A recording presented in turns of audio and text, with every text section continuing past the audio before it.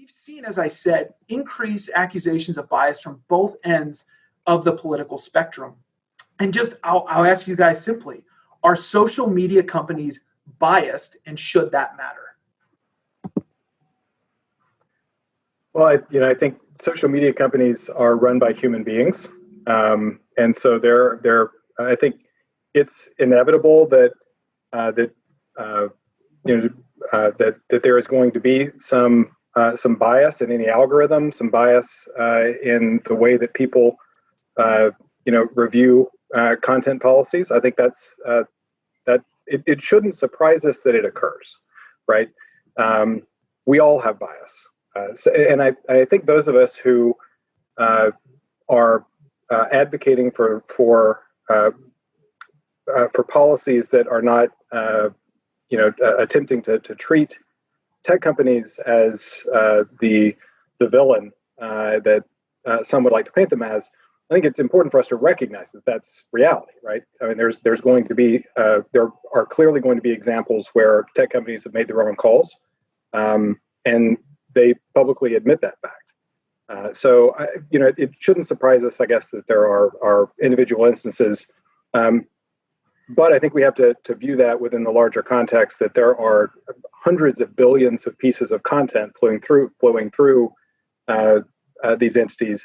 And that's usually what gets missed in that conversation, is that we are all aware of the individual stories of either ourselves or people we know who've gotten the pop-up from Facebook or from Twitter that either tells us that we're in Twitter jail or that that there is something is in violation of a content policy or something like that. But that's usually in the context of many years where someone can post and probably not have that circumstance actually happen to them. I don't know if Neil, if you want to add anything further there. Yeah, I think the only thing I'd add there is that even even if you have your timeline on Facebook, completely just sorted by when something was posted, that is a form of bias, right? That's what we call a recency bias. And so even when we're talking about algorithms, there is no neutral. There is no neutral in how you might show content to somebody. And so we need to think about how are we choosing, how are we judging such things, and what is fair and what is possible when we're thinking about content online.